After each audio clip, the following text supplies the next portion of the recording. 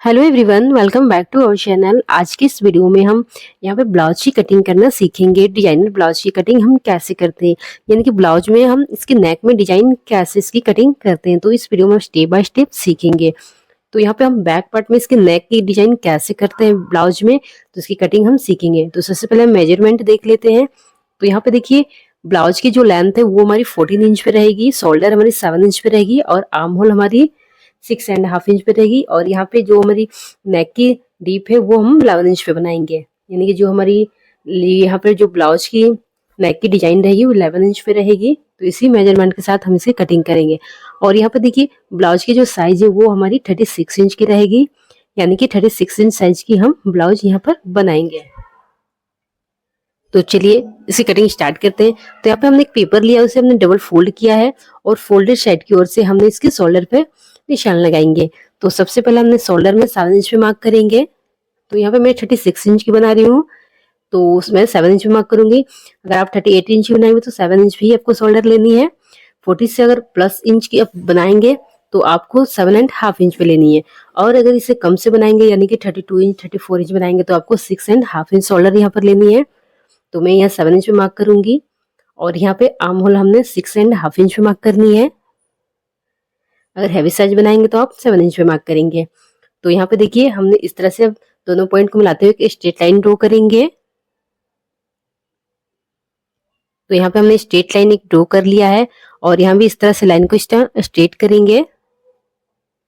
तो इस तरह से हमने शोल्डर और आर्म होल को मार्किंग कर लिया है। अब देखिए, यहाँ से हमने अपनी चेस्ट की मार्किंग करनी है। जो भी चेस्ट साइज की हम ब्लाउज बनाएंगे उसकी 4 पार्ट करनी है। तो चेस्ट साइज यहाँ 36 इंच है, तो इसे हमें 4 से डिवाइड करनी है, यानी 4 पार्ट करनी है तो 9 आएगी, यानी कि 9 इंच पे हम इसकी मार्किंग करेंगे। 36 को 4 से डिवाइड करेंगे, 9 इंच हो गया, प्लस 1.5 इंच हम यहाँ पे मार्जिन ऐड कर लेंगे। अब देखिए, यहाँ पे 1.5 इंच हमने मार्जिन ऐड कर लिया और यहाँ से हम अपनी ब्लाउज की लेंथ ले लेते हैं।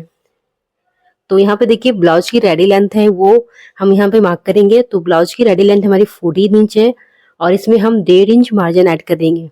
तो इस तरह से हमारी यहाँ पे हमने 15.5 इंच मार्क करेंगे, यानी 15.5 इंच पे मार्क करके लाइन को इस तरह से स्ट्रेट करेंगे।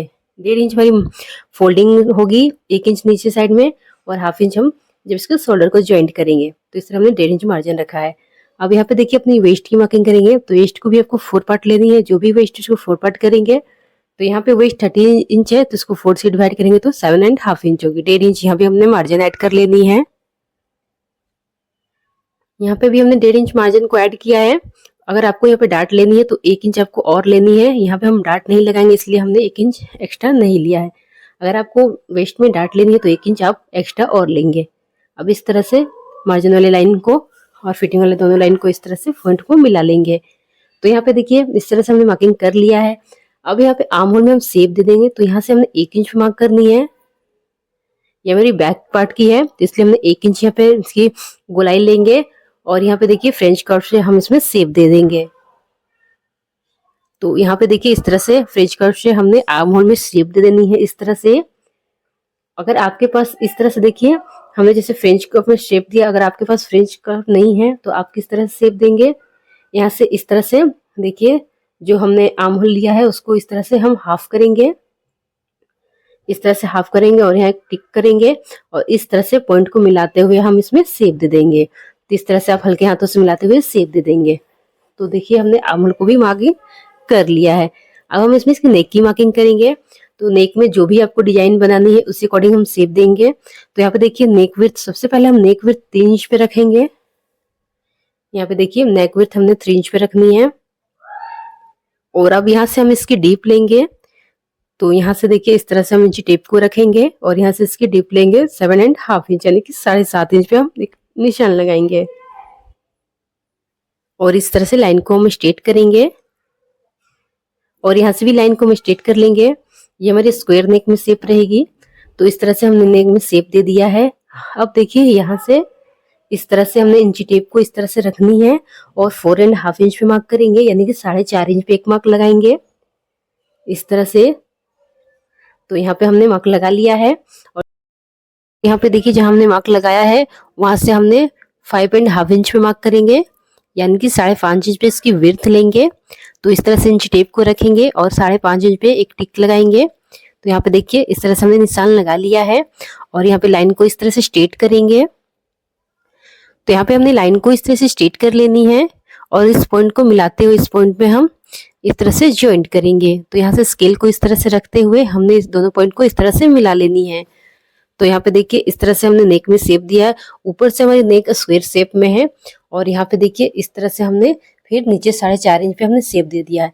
यहाँ पे लगभग 4 इंच की हमारी बच रही है, जो कि हमारी नीचे की जो पट्टी रहेगी ब्लाउज की वो 3 इंच पे रेडी होगी और 1 इंच हमारी सिलाई में जाएगी। तो यहाँ से हमने मार्क कर लिया है। अब यहाँ पे देखिए शोल्डर को हम डाउन करेंगे, तो 1/2 इंच मार्क करेंगे और शोल्डर को यहाँ से हम डाउन कर लेंगे। तो अब देखिए शोल्डर को हमने डाउन कर लिया है। टोटल मार्किंग हमारी कंप्लीट हो गई है, यानी नेक में हमने शेप दे दिया है। और इस तरह से आपको नेक में शेप देना है, बहुत ही इजीली आप इस तरह से शेप दे देंगे। तो यहाँ पे देखिए जो हमने इसकी डीप लिया वो मैं यहाँ पे लिख देती हूँ। तो 7.5 इंच पे हमने इसकी डीप लिया है और यहाँ पे 4.5 इंच लिया था और यहाँ पे इसकी विड्थ हमने 3 इंच पे लिया था। यहाँ भी हमने इसकी 3 इंच ही लिया है। और इस तरह से हमने जो हमारी रेडी या कि ब्लाउज की जो हमारी नीचे से रेडी पट्टी जो रहेगी वो 3 इंच पे रेडी होगी। तो इस तरह से हमने कटिंग इसकी करनी है नेक की। तो चलिए अब इसकी हम कटिंग करते हैं। तो सबसे पहले आर्म होल के साइड से हम कटिंग कर लेते हैं। देखिए बिल्कुल आपको मार्किंग पे इसकी कटिंग कर लेनी है। अब हम इसकी नेक की कटिंग करेंगे। तो यहाँ से देखिए हमने इस तरह से नेक को हमने स्क्वायर शेप में कट किया है और यहाँ से जो हमने शोल्डर को डाउन किया तो उसको भी कटिंग कर लेंगे। और इस तरह से नेक में हमने जो शेप दिया है स्क्वायर नेक के बाद उसको भी हम कट कर लेते हैं। तो यहाँ पे देखिए बहुत इजीली हमने इसकी कटिंग कर लिया है। अब इसको हम ओपन करेंगे। तो यहाँ पे देखिए नेक हमारा इस तरह से कुछ इस तरह से इसकी शेप आएगी। जो भी शेप आपको अपने ब्लाउज के बैक पार्ट में यानी नेक में बनानी है आप इस तरह से बहुत इजीली बना सकते हैं। यहाँ से हमारी खुला रहेगी क्योंकि यहाँ पे हम डोरी लगाएंगे। जो स्क्वायर नेक का शेप है उस साइड से हम डोरी लगा लेंगे। यहाँ पे देखिए जो 1.5 इंच का हमारा मार्जिन है उस तरह से हम फोल्ड कर लेंगे। तो यहाँ पे देखिए कटिंग बहुत ही इजीली हमने कर लिया। किसी भी नेक की आपको कटिंग करनी है डिजाइन की तो आप बहुत इसको इजीली मार्क करके कटिंग कर लेंगे।